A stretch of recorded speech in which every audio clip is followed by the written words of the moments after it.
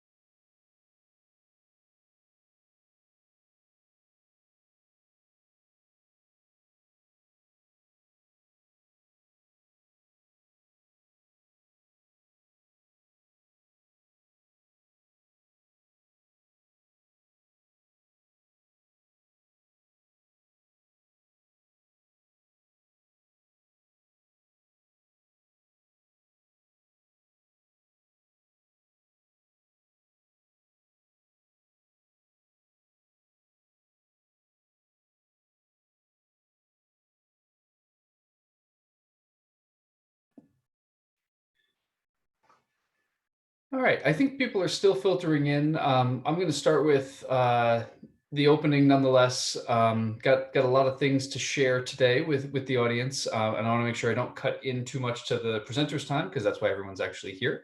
And so I'm just going to dive right in, and hopefully by the time I'm done, everyone who intends to be here for the panel will be here. As every week, welcome to the Smart, Equitable Commonwealth, co-creating the society we want. My name is Dan O'Brien, and I'm the director of the Boston Area Research Initiative, or BARI. This is the fourth week of our annual conference, which has now been transitioned into a 16-week, one panel a week session. And so this week, we're going to have a new conversation on supporting the vulnerable few. But I want to take a moment because this is the end of our first set of panels, right? As you've all probably noticed, we've been announcing them in groups of 4, and we're at the last session of the first set, which means next week we're going to have a keynote, and I'll get back to that in a moment. But it's funny. I was thinking the other day about how 3 months ago, when we were ramping up efforts on the conference, right? In absolutely no way could I have predicted that this is where we would be on May 15th. And yet, for all the disruption, right, here we are as a community, having what I would argue is a great conference, certainly our most memorable conference. It's been rather distinctive. And we've had 3 great conversations so far, each with over 125 attendees. The keynote had 275, which was actually probably about the same number of people we had at Raj Chetty's keynote last year. So really breaking records there. And we estimate from Zoom data that we have somewhere around 450 total unique attendees. So this has been fantastic. It's been a real sign of the robustness of this community, and the engagement and engagingness of these conversations. So very excited that this has been successful so far. Also, I think it's worth noting how active the broader community has been in bringing data to bear on the current challenges. The COVID Community Data Lab at Boston Indicators was launched this week. UMass Donahue Institute's Data Dash has been providing analyses of BPHC data and other kind of diagnoses and report data. And also, for those who didn't see it, the Harvard Data Science Review released a special issue this week on COVID-19. So lots of really exciting products out there related to the current situation, and just signs of, how much is going on in Boston's civic data ecosystem right now when we really need it. Typical announcements. The podcasts for our first 3 panels are now available through Apple Podcasts, Google Play, Spotify, Stitcher, or SoundCloud. This is also where you will find all future podcasts released each Friday, so please be sure to subscribe. And we've gotten great feedback on this as well. I had a parent of young children email me the other day to tell me that she can't always join for the webinar, but then the podcast, she gets to catch up on everything, and she was really thankful for that. So it turns out that the podcast may really be helping expand how much people can engage, and so we're really excited about that. We have an exciting second slate of panels. If you haven't seen the announcements, you will see them. We send them out constantly. But exciting second set of panels starting next week, including discussions on cross-municipal collaboration, housing in Greater Boston, and supporting our youth. And our headlining keynote, which we're very excited for, will be next week. It will be a conversation with Paul Grogan on Boston innovation, past, present, and future, the outgoing CEO of the Boston Foundation. He'll be interviewed by Tiziana Deering of Radio Boston, and he will have responses from Councillor Michelle Wu, Tanisha Sullivan, president of the Boston chapter of the NAACP, and Catherine Lusk, co-director of BU's Initiative on Cities. I will note, and we will announce this probably 15 times between now and then, it will be at a different time. It will be at 11 a.m. next Friday, and instead of a happy hour, we will have a BARI lunch. So with that, I've got two other really important announcements, and I'm going to turn it over to today's panel. First, I'm excited to announce that this weekend's Sunday Boston Globe is going to run a piece in the ideas section on how innovation will help us rebuild. That is a series of short essays on the pathway forward that is based on the conference's opening keynote. So it has an essay by each of our panelists on where we might be headed in labor, in primary and secondary education, in housing, and in mental health and social services. So please check it out, share with family, friends, and colleagues, and that should be out Sunday morning with the Globe, online and in print. Last, I have some bittersweet news, an announcement that our dear friend, program coordinator and executive producer of the podcast, Will Pfeffer, is moving on to big things at the end of this month. He's accepted a job with Code for America as the brigade liaison for the East Coast. So Will has done an amazing job in his 2 years here with BARI. I've really enjoyed working with him, and he's been crucial in so many of our programs, especially right now in this moment of creatively reimagining what this conference would become. He's done an amazing job leading that and in all sorts of other efforts. Many of you have worked with him over this time. So please reach out to him and share your congratulations with me. It's the perfect next step for his career. And so wish him the absolute best of luck. He's going to continue to be engaged, of course, at some level.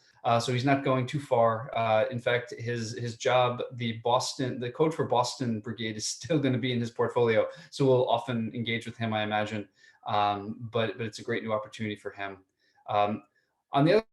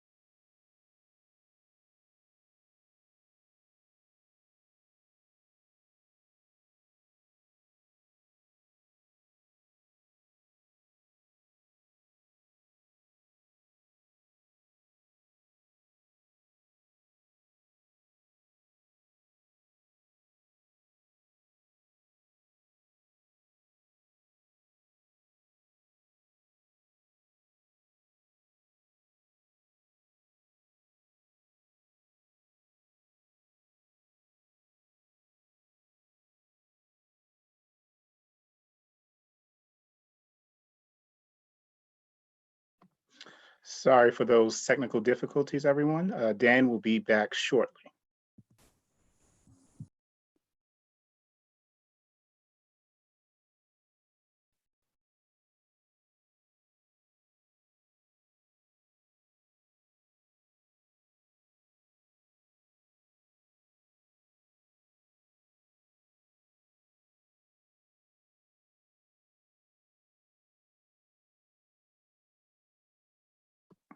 Okay, so hello, everyone. We apologize for those technical difficulties.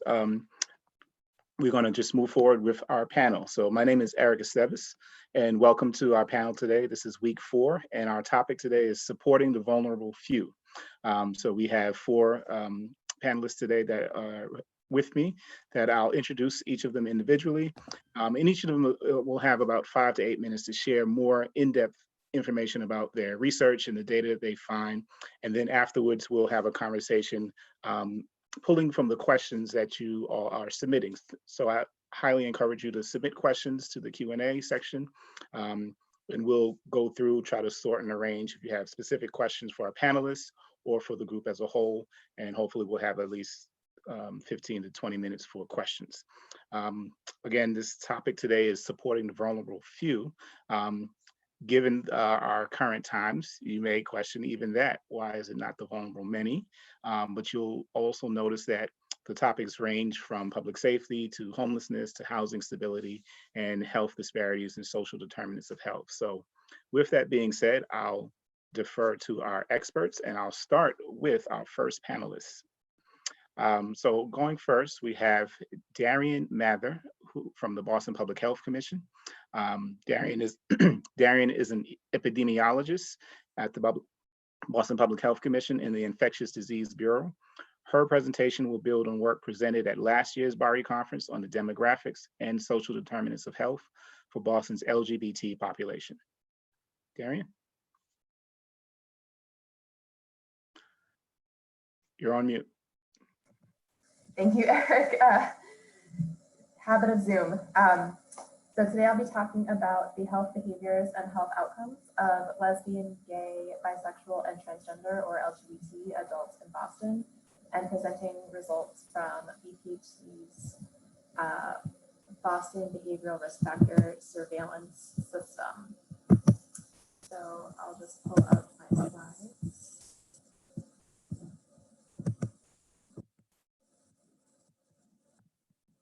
Before I dive in, I want to acknowledge the diversity of the LGBTQ+ community and that it encompasses more identities than I'm able to present here today. But we are working with experts towards a more complete picture of the LGBTQ+ community in Boston. The Boston Breakfast is modeled on the National Breakfast, which is conducted by the CDC. And we leverage a question about sexual orientation and a question about gender identity from the breakfast in this analysis. And we are aware that certain racial and ethnic groups may not self-identify due to stigma, and that these questions do not always clearly translate into other languages. All of our analysis was done in SAS, and the results presented in the tables are binary associations, all talked through verbally linear regression modeling that I've done. For the combined years, 2010 to 2017, the percentage of LGBT adults in Boston increased from 6.2% to 9.1%. And that's driven by an increase in the percentage of adults identifying as bisexual. And nearly half of the LGBT population in Boston identified as gay males. So that combined with the demographic and social determinants of health that I presented last year, where we found that lesbian and gay adults generally had higher SES and were slightly older, and bisexual adults were younger, and transgender adults had lower SES, is why we present our results by these subgroups. For transgender adults compared with cisgender adults after adjusting for age, overall health was similar for transgender adults. Not seeing a doctor due to cost, asthma, persistent anxiety, mental health treatment for sadness or depression, having experienced 1 to 3 adverse childhood experiences or ACEs, having experienced 2 to 3 ACEs, having a parent or caregiver with a mental health issue, having a parent or caregiver with a substance misuse issue, and having a parent or adult who is physically violent to the other were higher for transgender adults compared with cisgender adults. For lesbian and gay adults and bisexual adults compared to heterosexual adults after adjusting for age, not seeing a doctor due to cost was lower for gay males, but similar for lesbian females. poor physical health, frequent mental distress, and poor health interfering with life were higher for bisexual adults. Hypertension was similar for bisexual adults after adjusting for age and sex. And asthma was higher for lesbian and gay adults and bisexual adults. Compared to heterosexual adults after adjusting for age, smoking was higher for lesbian and gay adults and bisexual adults. Binge drinking was higher for lesbian females, but similar for gay males. Environmental tobacco smoke exposure was lower for lesbian and gay adults. Persistent sadness was higher for bisexual adults. Persistent anxiety was higher for lesbian females and bisexual adults after adjusting for age and sex. Mental health treatment for sadness or depression was higher for lesbian and gay adults and bisexual adults. 1 to 3 ACEs was higher for lesbian and gay adults and bisexual females, but similar for bisexual males. 2 to 3 ACEs was higher for lesbian and gay adults and bisexual adults. Having a parent or caregiver with a mental health issue was higher for lesbian and gay adults and bisexual adults. Having a parent or caregiver with a substance misuse issue was higher for lesbian and gay adults. And having a parent or caregiver who was physically violent to the other was higher for gay males, but similar for lesbian females. And having experienced violence in their adult life was higher for gay males and bisexual females, but similar for lesbian females. This study benefits from a large sample of Boston adults and the richness of information that's collected in the Boston Breakfast. However, it is a survey and there are limitations with that. There is the possibility of recall bias. Hard-to-reach populations such as the homeless are less likely to be sampled. And as mentioned earlier, there may be linguistic and cultural factors that impact self-identification. The LGBT adult population in Boston is diverse, and future analyses should continue to stratify by lesbian, gay, bisexual, and transgender subgroups to better capture the experiences of those unique populations. Lesbian and gay adults have relatively good general health and higher SES. Bisexual and transgender adults had lower general health compared with their heterosexual peers and cisgender peers, respectively. And again, bisexual adults were younger and transgender adults had lower SES. But across the board, we see LGBT adults having higher instances of poor mental health outcomes and higher experiences of trauma and violence compared with their heterosexual and cisgender peers. We do have a data brief on the demographic and social determinants of health findings that I presented last year on ephc.org, and a data brief that presents these findings is forthcoming. And I just want to thank my co-authors, John Murphy and Dan Dooley of the Research and Evaluation Office at the Boston Public Health Commission.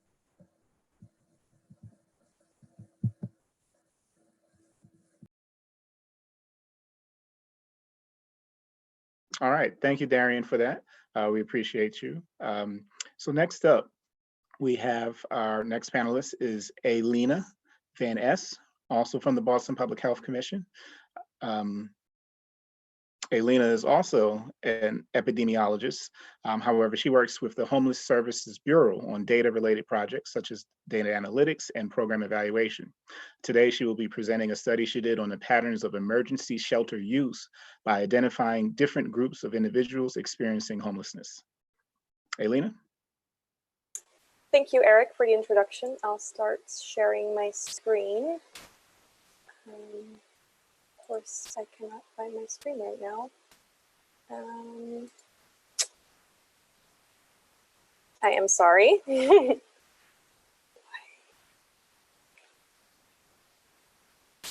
Oh, there we go.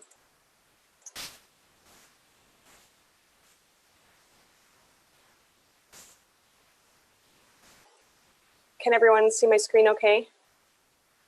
Okay, thank you. So today I'll be sharing an example of how we use data at the Boston Public Health Commission to be able to understand our homeless population a little bit better. So at BPHC, we have 2 emergency shelters for adults. These are individual shelters, so they're not for families. And in the year 2018, we had over 5,000 individuals stay with us. And we pulled all of the data from all of those guests, and we analyzed to see if there were differences in shelter uses patterns, and seeing if if there were any demographic differences between these different groups.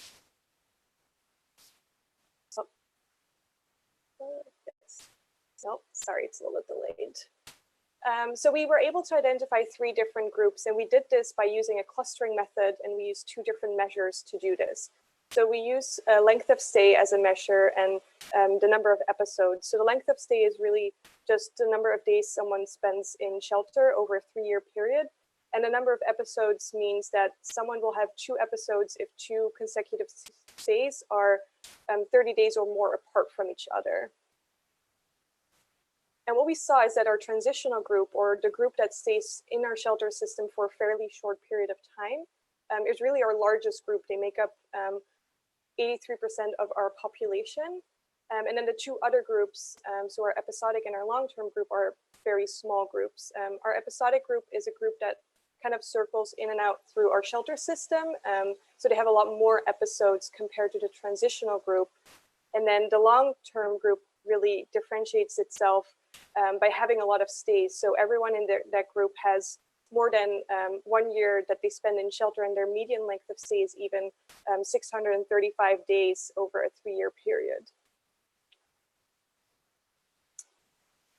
We first looked at gender identity to see if there were any differences in terms of demographics, and we can see a natural ratio within our shelter guests. This is because we have more bed capacity for our men's shelter compared to our women's shelter. But we can see that our long-term group really has a larger percentage of women compared to the transitional and the episodic group. For age, we always look at the age that someone first enters our shelter system, and we can see that the long-term group is a little bit more vulnerable in a sense that the 50-plus-year-old group is the largest in the long-term group, and we can also see that in the transitional and the episodic group, the youth and young adults, so the 18 to 24-year-olds, are larger compared to the long-term group. For race ethnicity, we saw again that in the long-term group, there's a more vulnerable population. So the Black, non-Latinx, non-Hispanic group was largest in the long-term group. And when we look at the episodic group, we can see that the white, non-Latinx, non-Hispanic group is larger compared to the transitional and the long-term group.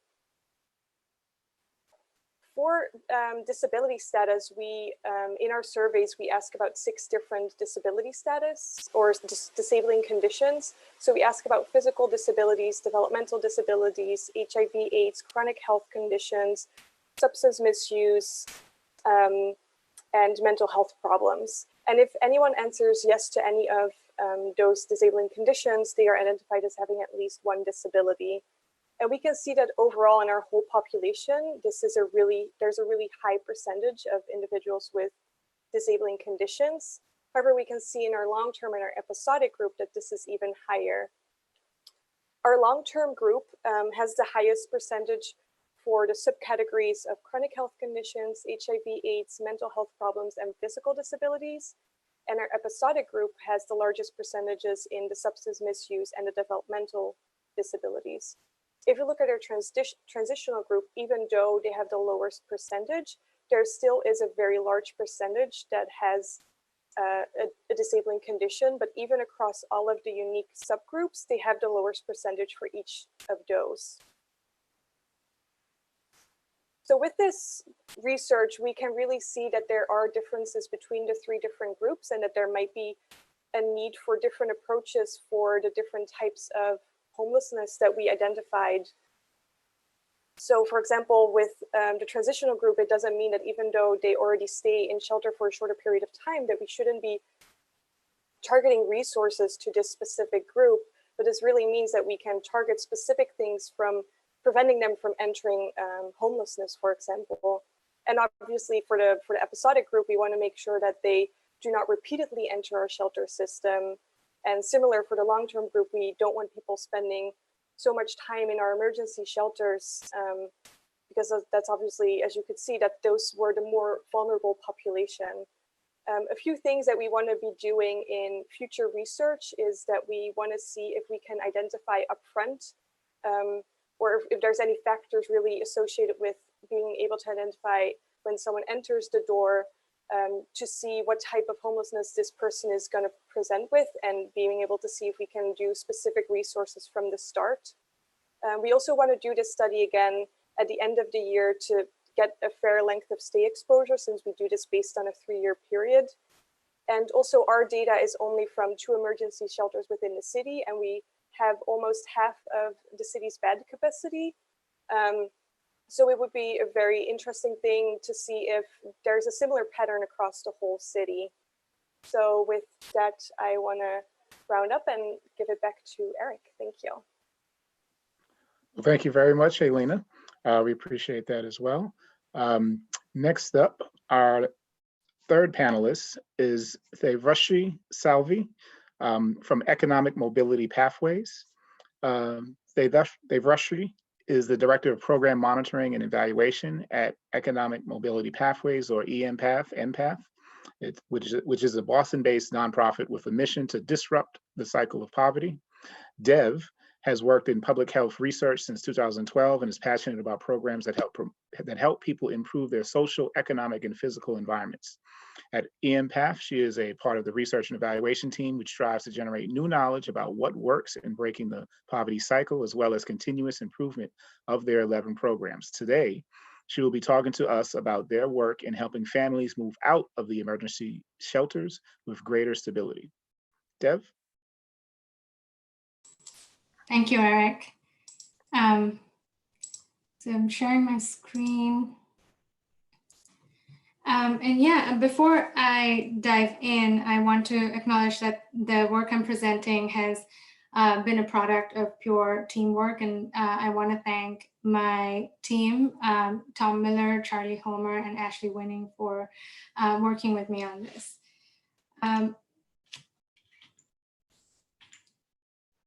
Yeah, so to start with, I want to give you a quick background about what Empath does. Empath is a Boston-based anti-poverty nonprofit that works to advance economic mobility to 3 main avenues. One is direct services. We serve several shelters and long-term programs across the city of Boston. The second is an exchange network. This is a global learning network of organizations with similar missions. And the third is research and advocacy. I'm from the research team, and we collect data not only to inform and improve our program design, but to also advocate for better policies for our participants. The main approach that we employ here at Empath is called mobility mentoring, and it's unique and different than the traditional case management approach, in that we believe that participants are the experts of their own lives, and we partner with them to help them identify the skills, the knowledge, and the behaviors they need to attain and maintain their economic independence. And now focusing on the problem that is increasing number of families facing homelessness in Massachusetts. Between 2008 and 2016, we saw a 93% increase in this number. And as a response to this growing challenge, the Boston Foundation released this report called The Growing Challenge of Family Homelessness. And this report really did a great job of really describing the issues and factors around this growing problem. And they put forward 3 specific recommendations that were most likely to help families move out of shelter quickly and more stably. One was to really understand the resources that the family already has and build on them, specifically financial resources like savings. The second was to focus on employment, specifically job training programs. And the third was to increase the support and assistance families get when they're trying to move out of shelter and when they're navigating the difficult housing market in Boston. And when we read this report and the recommendations, it really struck us that all of these recommendations are in some form or the other encompassed in our general mobility mentoring approach. So the first part of my aim is to highlight that. And the second part is to see whether the activities and processes that are related to these specific outcomes, whether they're really associated with the desired outcomes that we're looking for. So here's a comparison for the first two recommendations, which are building on financial resources and employment through job skills programs. The first thing that we do with our participants is to use our trademark bridge assessment, which helps participants identify where they are in their career path and their financial health situation. Based on that, together with their mentor, they identify specific SMART goals that they can set and achieve. And depending on their circumstance, if they need additional support, we have specialists like financial specialists and career specialists. For the third recommendation related to housing search, we have a dedicated housing placement team that helps each and every individual in our shelters with all the activities related to moving out of shelter. For the second part of our aim, we downloaded data for the families that we served between July 2016 and March 2020. It was a sample of about 130 participants. And the outcomes we focused on were length of stay in shelter, their chances of moving out to permanent housing, and participants' income at exit. We conducted bivariate analyses to identify variables that were associated with these outcomes, and then ran some regression models to identify the most important ones. So looking at the first recommendation of building on financial resources, in general, the outcomes at Empath are very similar to what we see in this sample. That is, about 17% of our participants have savings at entry, compared to 70% participants at exit. And even the amount of savings that participants have increases significantly from an average of about $85 to about an average of $600 by exit. We found that savings at entry or exit were not significantly associated with any of those three outcomes. However, working with a financial specialist was associated with significantly increased odds of moving to permanent housing. The second recommendation, which was about job training programs and employment, about 26% of our participants enrolled in job skills training programs, and our employment rate more than doubles from entry to exit, so from about 22% to about 48%. Job skills training programs and working with a career specialist was associated with a longer length of stay in shelter, and these were not associated with any of the other two outcomes. For the last recommendation related to housing search, we see that about 78 to 80% of our participants go out to permanent housing, and they stay with Empath for about 400 days. Setting housing related goals was associated with a higher odds of exiting to permanent housing, and housing applications or savings were not significantly associated with this outcome. We have a few limitations to our analyses. Of course, our sample size was fairly small. The second is that the decision to involve career or financial specialists really depends on the participant's unique circumstance and the discretion of their primary mentor. If it were random, we would have been able to evaluate the effect of their involvement a little bit better. The length of stay as an outcome, and Elena mentioned this too, is a little tricky to interpret for us, at least, because it may mean that the longer the participant has in shelter, the more time they have to engage in process measures like meeting with a career specialist or enrolling in the job training programs. So that's a hard one to interpret, but it also brings up the interesting question whether the shorter length of stay, is that really a good outcome, or is there more research needed in that? Some of our data related to income, savings, and housing applications were quite variable, which may have affected our results. So in conclusion, participants in MPAT definitely experience great outcomes from entry to exit. They see increased income and savings, and most go to permanent housing. But these outcomes cannot be attributable to the specific activities related to the recommendations, and maybe more as a result of our general approach, general mobility mentoring approach employed at these shelters. So thank you. Thank you very much, Dev. We appreciate you as well and your research on this very important topic. Lastly, and not necessarily last but certainly not least, we have Alina Ristea. Alina is a postdoctoral researcher at the Boston Area Research Institute, having interest in spatial and temporal analysis of urban data with a focus on crime distribution. Today, she will be presenting work on defining typologies of crime and disorder at the property level in Boston. Alina?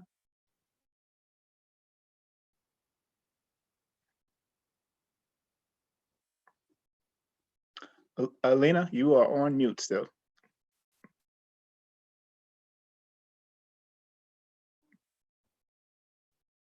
Hi, sorry about that. Sorry about that. I'll be sharing the screen now. Okay. Let's see. Can you see the presentation? Okay, cool. Okay. Yeah, so thank you everyone. Thank you for attending this presentation. Today, I will be talking about how we are using a rich data set to measure typologies of crime and disorder and their implications in policy. The roots of this work are in environmental criminology and criminology of place. In recent years, new evidence has shown that even in high crime neighborhoods, crime clusters on specific streets or addresses. Both theories, with an emphasis on the second one, helped emerging various policies in policing tactics approaches, such as broken windows theory, hotspot policing, or evidence-based policing. Through this project, we want to help understanding microspatial dynamics of crime and disorder by analyzing their prevalence at the parcel level and their profiles at neighborhood level. This work is done in collaboration with the Problem Properties Task Force from the City of Boston. The task force reviews the exact nature and severity of all issues at property level and defines a list of designated problem properties. Through various data science approaches, we created problem properties typologies, which are then compared with the task force outcomes. In order to do so, we create typologies using data on 6 measures of physical disorder, social disorder, and violent crime. Measures of social disorder and violent crime were drawn from 911 dispatches, and then we consider property violations and code violations. Within the corpus of data, we limit our analysis to residential properties, representing 83% of the parcels, of all the parcels in the city, including single family, 2-family, 3-family apartment buildings, and condominiums. We recognize that each type of land use has its own characteristic routine activities, thus the combination of crime and disorder would be different at each one of them. We assume that the problem property is defined in part by the likelihood of producing additional, more serious issues in the future, opening up an array of important questions. Through applying clustering techniques, we define 6 categories. The first finding was that different forms of crime and disorder do not especially co-occur within parcels. The vast majority of parcels fell in a grouping with little or no crime or disorder, almost 93% of parcels. Next, 6% of parcels fell into one of the 4 single issue groupings. These groupings have elevated levels of either private conflict, social disorder, code violations, or property violations. The least common profile consisted of parcels that experienced a mixture of violence and gun-related events, often together with instances of private conflict or public social disorder.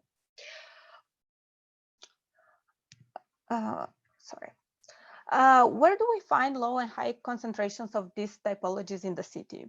Private conflict we find at the confluence between neighborhoods like Roxbury, North Dorchester, South Dorchester, or Mattapan, while social disorder is clearly emphasized in Fenway, Back Bay, and South End area. Code violations are mostly centered in the downtown, in Central and Back Bay area, while property violations are more split in the city in Roxbury, South and North Dorchester, but also parts of East Boston. The violent hubs, which include different types of crimes, are mostly in Roxbury, Mattapan, and South Dorchester. In comparison, designated properties from the Problem Properties Task Force seem to be more concentrated in Mattapan and Roxbury. The data we use to create typologies is also considered by the Property Task Force from the City of Boston, and among others, to investigate properties and to initiate interventions. This is important because a major practical value of our study is to inform property or parcel-oriented policies by shedding light on the types of problem properties that interplay with their containing neighborhoods. Using the analysis of typologies and trajectories of crime and disorder problem properties, we help establish new criteria that are more likely to specify properties that are prone to generating serious issues in the future. Co-occurrence became more visible as we used the distribution of these categories of properties to characterize neighborhoods. We conducted a second set of cluster analysis for neighborhoods with the 5 measures. We eliminated the no patterns cluster from the property level. 4 groupings have meaningful explanations. Namely, the first cluster mostly fits the traditional notion of high crime neighborhood. The highest prevalence of all property types specializing in social disorder with a mixture of guns, public violence, and private conflict. Second cluster, which was clustered in downtown areas, had many properties with many code violations and moderately public social disorder and private conflict.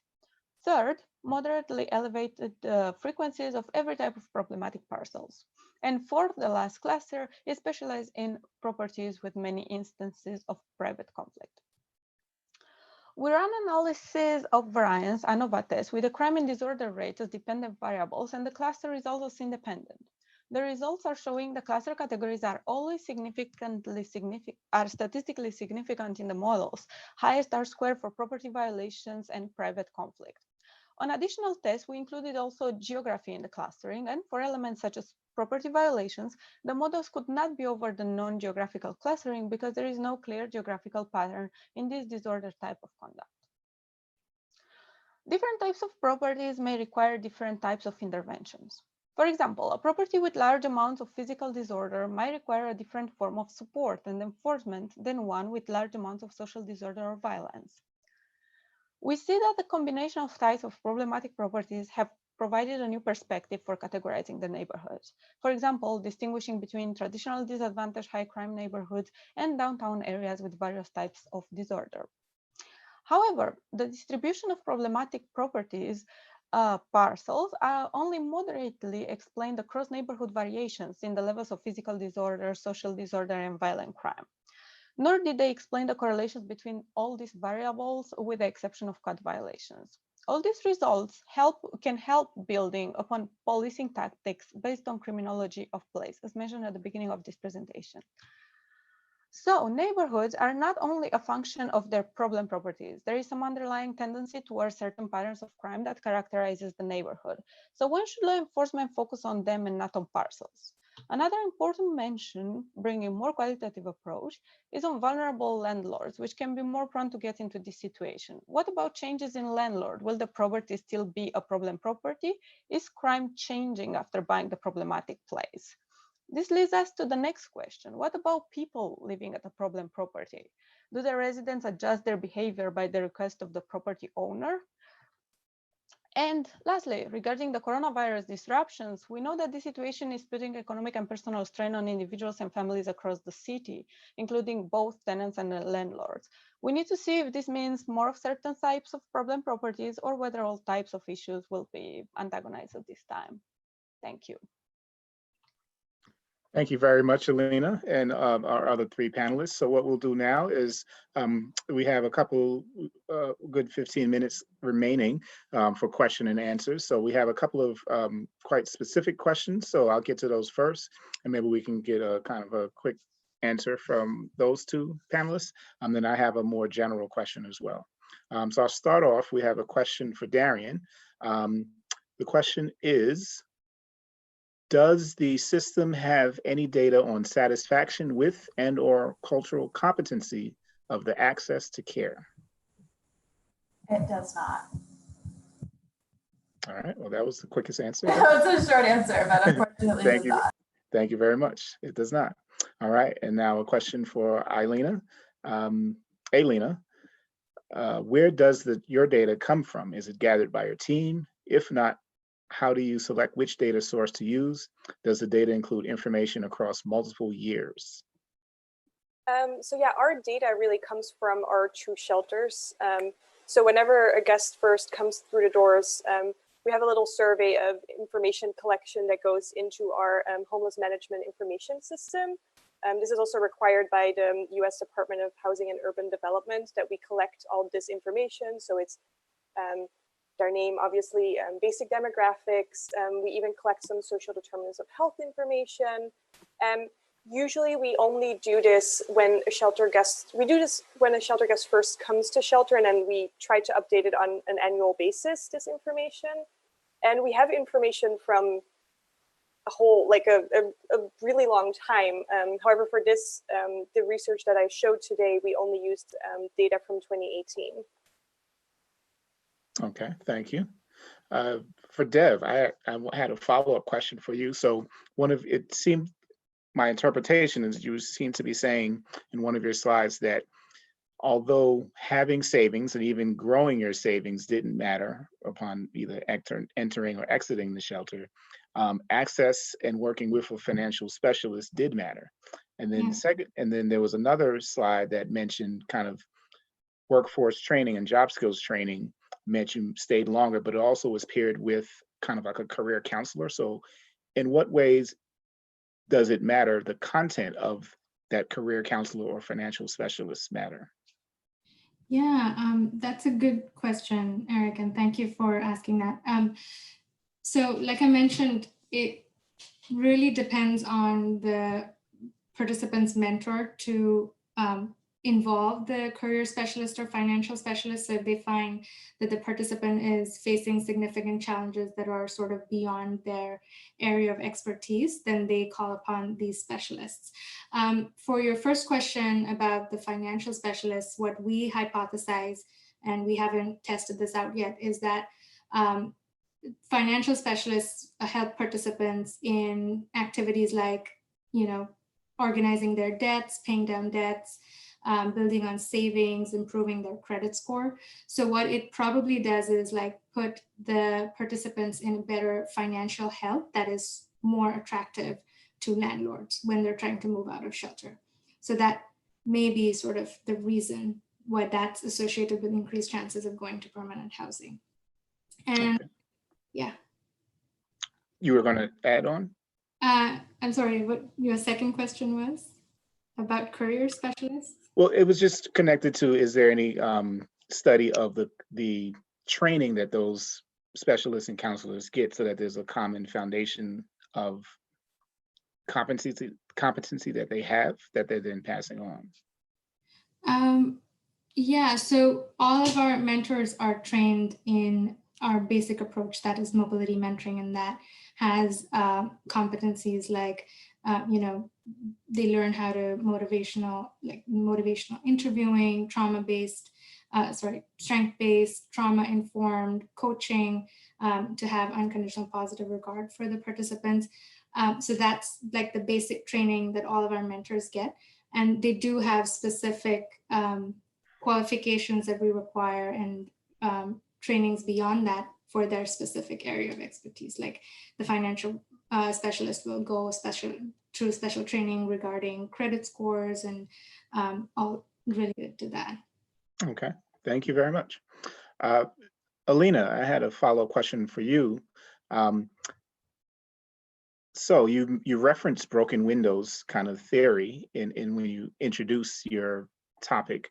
In what way does this inform policy that doesn't profile? So, in a way, broken windows, there's the conversation about intent versus impact. So, in what ways does looking at the typologies of problem properties not cause public policy or policing practices that profile or adversely impact residents or landowners, property owners?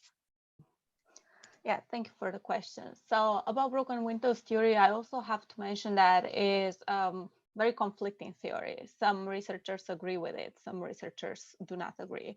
For the ones who don't know broken windows theory, it says that, for example, in an area where there is a broken window or some sign of disorder, this would lead to more crime. And some researchers are saying it's true, or some researchers are saying it's not true. What we are trying to do with our analysis and with our typologies is to understand these typologies from both their locations and their landlords and their people who are living there, and the problems of the environment that can cause them to be problem properties. So it's a combination of different features. This is also what the task force from the city of Boston is trying to do. So they are trying to understand better in order to designate these properties to if they're problematic indeed. Or, for example, some properties that we found that have a lot of crime and also disorder, so have both, because you saw that some of them have just disorder or just crime. So this kind of against the idea that crime attracts disorder. But what we are trying to do with these ones and support the problem properties task force is to see how can we tackle this problem? How can we tackle the ones that are really problematic? Are they the landlords, or maybe the people living there, maybe they have some economic problems, they have mental problems, maybe they have disabilities and they cannot take care, for example, for the problems of disorder, they cannot take care of their houses, not because they don't want to, and this leads to more code violations. So I think there is a combination of environmental criminology, but also with individual level analysis in order to define policies in order to help this kind of vulnerable population that are living there, or vulnerable landlords, or yeah, all these combinations. I think it's something very difficult and is not to be done just by one institution. This is why it's important to have collaborations between different types of institutions to understand these problem properties from all the views together, and when the views converge to create policies on that. Well, thank you very much, Alina. And you highlighted a good point in terms of digging deeper around individual analysis. So as clearly the whole world has peeled back the layers, given unearthed by the pandemic, there's a lot of inequity that has exists. Much of the research from the four of you has magnified inequities that already existed. So just as we have a small amount of time left, just wanted to kind of toss it up for whoever would like to answer. In what way do you find your research changing given the pandemic and the coronavirus kind of inequities that have been unearthed?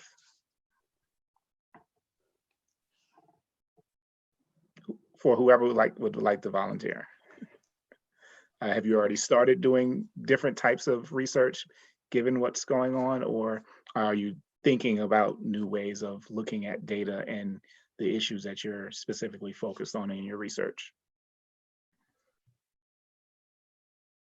Well, I can give a short answer from the crime and disorder point of view. So one of the crime theories is the routine activity theory, that is talking about the convergence of vulnerable people, missing guardian. So in a location, if you have a suitable target, and then you have there is missing of guardianship in that location, then you can have the area more prone to crime. Now we are staying at home, or many people are staying at home, let's say, and there are some talks at the news about the luxury of staying at home because some people need to go to work. So then will more crime happen or will less crime happen? Will less crime happen because there are less people on the street, so maybe street crimes will be less. However, more people will stay home, so maybe more domestic violence will happen. So then we will be talking, besides what I was talking about, problem properties with social disorder and so on. Now I think we will tackle more the problem of not of street crimes, but of other types of crimes that occur, like this with domestic violence. And this also is an underreported type of crime, which brings more difficulty in the analysis. Not everybody's reporting domestic violence, right? So how do we tackle something that we don't really know where it happens, and now probably it went up in many locations? So yeah, I think one of the ideas in the problem properties can be related to this new approach in the crime patterns. Thank you, Elena. Would anyone else like to answer that? Yeah, I want to say that thanks for bringing that up, because we're definitely seeing the disparities growing in the income and socioeconomic outcomes in the city. In terms of what we do, definitely we're expecting impacts on income, savings, and employment in our participants. And right now, this is just like anecdotal and from mentors' experiences.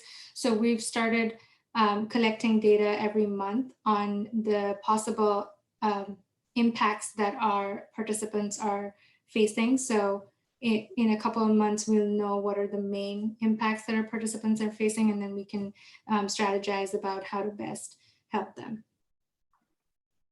Okay, thank you, Dev. And I just wanted to offer the opportunity to Darian or Elena for a last word before I pass it on back to Dan. I can also quickly answer your question, because for us, being in an emergency shelter for individuals, obviously there's not really a way to be social distancing when everyone is sleeping in bunk beds. So for us, like the research part was first like really on hold because it was not obviously a priority within our like Homeless Services Bureau. And we're doing obviously like a lot of research now into who is testing positive to COVID-19, since there have been some efforts into universal testing and so on. And it will also be really interesting to see if this situation has any influence on the 3 clusters that I talked about today, to see if any of this would change. Like, are more people likely to be staying in shelter now long term because of the economic impact that COVID has right now? Yeah, definitely. Thank you. Darian, I can offer you an opportunity for a last word as well before we wrap up. Yeah, so actually in the data that we have for COVID-19, there's no sexual orientation or good gender identity identifier. But I will say that we are monitoring other vulnerable populations through that data. We put out a weekly COVID-19 report. It actually goes out on Fridays. So that'll be going up tonight on the BPHC website. If you're interested in looking at gender, or it's really male female, so it's really more sex, but sex, age, and neighborhood and race ethnicity differences in Boston cases, I would definitely encourage you all to check that out. All right. Well, thank you so much. We appreciate all of you for serving as a panelist today. Thank you for all who are watching live. And I will pass it back to Dan for closing remarks. All right, great. Thank you, Eric. And thank you to all the panelists for this great conversation. Thank you, Eric, for leading us through it. Just a fascinating conversation. I think to Eric's last question, right? It's going to be really important. These sorts of insights from the last year, as we've been putting it, are going to be really important to extrapolating to what we see in the coming year, right? What was the vulnerable few? I think, Eric, I liked your quip at the beginning, might just become the vulnerable many as you know, this winds on, and we need to know how to support people in different ways that speak to them and their very specific needs, rather than kind of ham-handed approaches. So thank you again. Wonderful insights, and I think really impactful and important work. I want to apologize to everybody. Apparently my internet went out while I was in mid-sentence, somewhere around 3:38. That means I didn't get to make two last really important announcements. One, very important, the BARI happy hour, the bit.ly changed, and we should be putting that in the Q&A, but this week it is bit.ly/all caps BARI HH. So very important, capital BARI, capital H, capital H. If you get a password request, it is capital BARI, BARI. So we'll be jumping over there in a moment. So hope you'll join us there. The other announcement was kind of the follow-on to congratulating Will. It means we're hiring a new program coordinator. So if you or anyone you know wants to work for BARI, wants to contribute to the local civic data ecosystem in this way, and work on these sorts of programs, like the one you're watching right now, please contact us, send us any questions, apply, so on and so forth. We will be sending out the job ad on Monday morning. But with that, thank you everyone for joining us. Thank you again to the panel. Another great week, and we will see you next week at 11 a.m. for the conversation with Paul Grogan on innovation in Boston, past, present, and future. And we hope to see some of you at the happy hour follow. Bye, everybody.